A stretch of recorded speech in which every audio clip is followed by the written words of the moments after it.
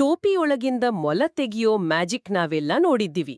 ಆದ್ರೆ ನಮ್ಮ ಕಣ್ಣು ಮುಂದೆ ದಿನಾ ಬಗೆ ಬಗೆಯ ವೇಷ ಹಾಕುವ ಒಬ್ಬ ಮಾಸ್ಟರ್ ಆಫ್ ಡಿಸ್ಗೈಸ್ ಮೆಜಿಷಿಯನ್ ಇದ್ದಾನೆ.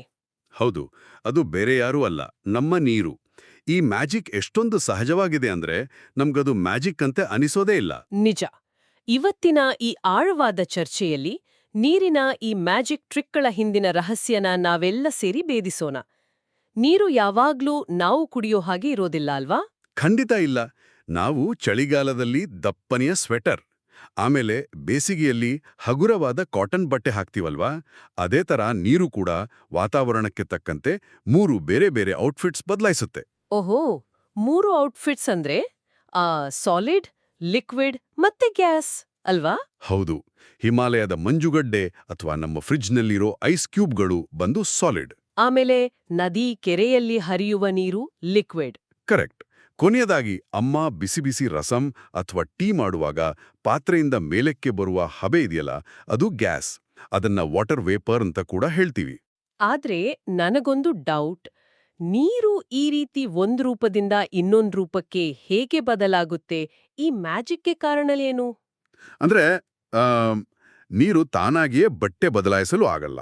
ಅದರ ಹಿಂದೆ ಒಂದು ಶಕ್ತಿ ಇದೆ. ಆ ಶಕ್ತಿಯೇ ಹೀಟ್. ಅಂದ್ರೆ ಶಾಖ.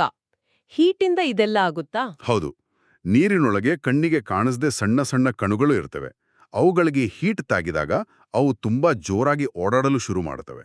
ಓಹೋ, ಅಂದ್ರೆ ಗಟ್ಟಿಯಾಗಿರೋ ಐಸ್ ಕ್ಯೂಬ್ಗೆ ಹೀಟ್ ತಾಗಿದಾಗ ಏನಾಗುತ್ತೆ? ಆ ಕಣುಗಳು ಸಡಿಲವಾಗಿ ಹರಿಯಲು ಶುರು ಮಾಡುತ್ತವೆ. ಅಂದ್ರೆ ಐಸ್ ಕರಗಿ ಲಿಕ್ವಿಡ್ ಆಗುತ್ತೆ. ಇದನ್ನೇ ನಾವು ಮೆಲ್ಟಿಂಗ್ ಅಂತ ಕರೆಯೋದು. ಈಗ ಅರ್ಥ ಆಯ್ತು. ನಾವು ಆಸೆಯಿಂದ ತಿನ್ನೋ ಐಸ್ ಕ್ರೀಮ್ ಬಿಸಿಲಿನಲ್ಲಿಟ್ಟಾಗ ಕರಗೋದು ಇದೇ ಮೆಲ್ಟಿಂಗ್ ಪ್ರಕ್ರಿಯೆಯಿಂದಾನೇ? ಹೌದು.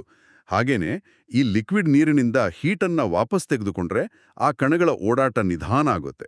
ಅಂದ್ರೆ ಅವು ಮತ್ತೆ ಹತ್ರ ಬಂದು ಗಟ್ಟಿಯಾಗಿ ಅಂಟ್ಕೊಳ್ತಾವೆ ಅಲ್ವಾ? ಖಂಡಿತ.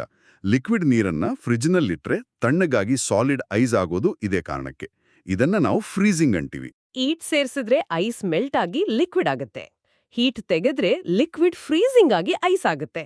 ಭಾರಿ ಮಜವಾಗಿದೆ. ಹೌದು. ಆಮೇಲೆ ರಸಂ ಕುದಿಯುವಾಗ ನೀರು ಗ್ಯಾಸ್ ಆಗಿ ಹೇಗ್ ಬದಲಾಗುತ್ತೆ ಅಂತ ಗೊತ್ತಾ? ಹಾ, ಪಾತ್ರೆಗೆ ಸ್ಟವ್ ಮೂಲಕ ತುಂಬಾ ಹೀಟ್ ಕೊಟ್ಟಾಗ ಅಲ್ವಾ? ಆ ಲಿಕ್ವಿಡ್ ನೀರಿನ ಕಣಗಳು ಎಷ್ಟೊಂದು ಶಕ್ತಿ ಪಡಿತವೆ ಅಂದ್ರೆ ಅವು ಪಾತ್ರೆಯಿಂದ ಜಿಗಿದು ಗಾಳಿಯಲ್ಲಿ ಹಾರಿ ಹೋಗ್ತವೆ. ಇದಕ್ಕೆ ಇವಾಪೊರೇಷನ್ ಅಂತ ಹೆಸರು. ಅರೆ, ಮಳೆ ಬಂದು ರಸ್ತೆಯ ಗುಂಡಿಗಳಲ್ಲಿ ನಿಂತ ನೀರು ಆಮೇಲೆ ಬಿಸಿಲಿಗೆ ಒಣಗಿ ಹೋಗುವುದಕ್ಕೂ ಇದೇ ಇವ್ಯಾಪರೇಷನ್ ಕಾರಣ ತಾನೆ? ಹೌದು. ನೀರು ಕಣ್ಮರೆಯಾಗಲ್ಲ, ಬದಲಾಗಿ ವಾಟರ್ ವೇಪರ್ ಆಗಿ ಆಕಾಶಕ್ಕೆ ಹೋಗುತ್ತೆ. ಆದ್ರೆ ಬೇಸಿಗೆಯಲ್ಲಿ ತಣ್ಣನೆಯ ಮಜ್ಜಿಗೆ ತುಂಬಿದ ಗ್ಲಾಸ್ ಟೇಬಲ್ ಮೇಲೆ ಇಟ್ಟಾಗ ಗ್ಲಾಸ್ನ ಹೊರಗಡೆ ಸಣ್ಣ ಸಣ್ಣ ನೀರಿನ ಹನಿಗಳು ಹುಟ್ಕೊಳ್ತಾವಲ್ಲ, ಅದು ಹೇಗೆ? ಅಲ್ಲಿ ನಡೆಯೋದೇ ಕಂಡೆನ್ಸೇಷನ್. ನಮ್ಮ ಸುತ್ತಲಿನ ಗಾಳಿಯಲ್ಲಿ ಯಾವಾಗ್ಲೂ ಸ್ವಲ್ಪ ಬೆಚ್ಚಗಿನ ವಾಟರ್ ವೇಪರ್ ಇದ್ದೇ ಇರುತ್ತೆ. ಓಹೋ, ಆ ವೇಪರ್ ನಮ್ಮ ತಣ್ಣನೆಯ ಮಜ್ಜಿಗೆ ಗ್ಲಾಸ್ಗೆ ತಾಗಿದ ತಕ್ಷಣ ತನ್ನ ಹೀಟ್ ಕಳ್ಕೊಳ್ಳುತ್ತಾ? ಖಂಡಿತ. ಹೀಟ್ ಕಳೆದುಕೊಂಡು ಮತ್ತೆ ಲಿಕ್ವಿಡ್ ಹನಿಗಳಾಗಿ ಬದಲಾಗುತ್ತೆ.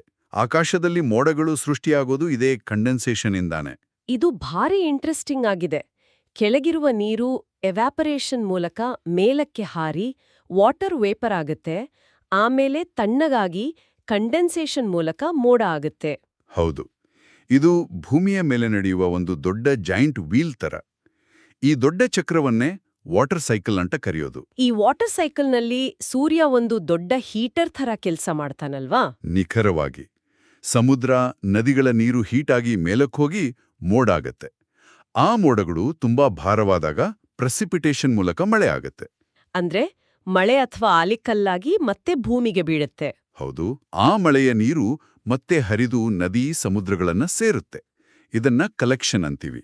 ಆಮೇಲೆ ಅಲ್ಲಿಂದ ಮತ್ತೆ ಸೂರ್ಯನ ಬಿಸಿಲಿಗೆ ಒಣಗಿ ಆಕಾಶಕ್ಕೆ ಹೋಗುತ್ತೆ. ಈ ವಾಟರ್ ಸೈಕಲ್ ಯಾವತ್ತೂ ನಿಲ್ಲೋದೇ ಇಲ್ಲ. ಮನೆಯಲ್ಲಿ ಟೀ ಮಾಡುವಾಗಲೂ ನಾವು ಕುದಿಯುವ ನೀರಿನಲ್ಲಿ ಎವಾಪರೇಷನ್ ನೋಡ್ಬೋದು. ಆಮೇಲೆ ತಟ್ಟೆಯ ಮೇಲಿರುವ ಹನಿಗಳಲ್ಲಿ ಕಂಡೆನ್ಸೇಷನ್ ನೋಡ್ಬೋದು. ಪ್ರಕೃತಿಯ ನಿಯಮಗಳು ಎಷ್ಟೊಂದು ಅದ್ಭುತ ಅಲ್ವಾ? ನೀರು ನಿಜಕ್ಕೂ ಒಂದು ಮಾಸ್ಟರ್ ಆಫ್ ಡಿಸ್ಗೈಸ್. ಹೌದು. ಸಾಲಿಡ್, ಲಿಕ್ವಿಡ್ ಮತ್ತೆ ಗ್ಯಾಸ್ ಆಗಿ ರೂಪು ಬದಲಾಯಿಸ್ತಾ ವಾಟರ್ ಸೈಕಲ್ ಮೂಲಕ ಸುತ್ತುತ್ತಲೇ ಇರುತ್ತೆ. ಆದ್ರೆ ಈ ಆಳವಾದ ಚರ್ಚೆ ಮುಗಿಸುವ ಮುನ್ನ ನಾವೆಲ್ಲರೂ ಯೋಚಿಸಬೇಕಾದ ಒಂದು ರೋಚಕ ವಿಷಯ ಇದೆ. ಏನದು? ಈ ವಾಟರ್ ಸೈಕಲ್ ಭೂಮಿಯ ಮೇಲೆ ಕೋಟ್ಯಾಂತರ ವರ್ಷಗಳಿಂದ ನಡೀತಾನೇ ಇದೆ. ಅಂದ್ರೆ ಹೊಸ ನೀರು ಎಲ್ಲಿಂದಲೂ ಬರೋದಿಲ್ಲ. ಹೌದು, ಇರೋ ನೀರೇ ಪದೇ ಪದೇ ಸೈಕಲ್ ಆಗ್ತಾ ಇದೆ. ಹಾಗಾದ್ರೆ ಇವತ್ತು ನಾವು ಗ್ಲಾಸ್ನಲ್ಲಿ ಕುಡಿಯುತ್ತಿರುವ ಇದೇ ನೀರನ್ನ ಲಕ್ಷಾಂತರ ವರ್ಷಗಳ ಹಿಂದೆ ಯಾವುದೋ ಒಂದು ದೊಡ್ಡ ಡೈನೋಸಾರ್ ಕೂಡ ಕುಡಿದಿರಬಹುದು ಅಲ್ವಾ? ಅರೆ ಹೌದಲ್ವಾ, ಇದು ನಿಜಕ್ಕೂ ಆಶ್ಚರ್ಯ ತರುವಂತಹ ವಿಷಯ. ಖಂಡಿತ. ಇದ್ರ ಬಗ್ಗೆ ಸ್ವಲ್ಪ ಯೋಚನೆ ಮಾಡಿ.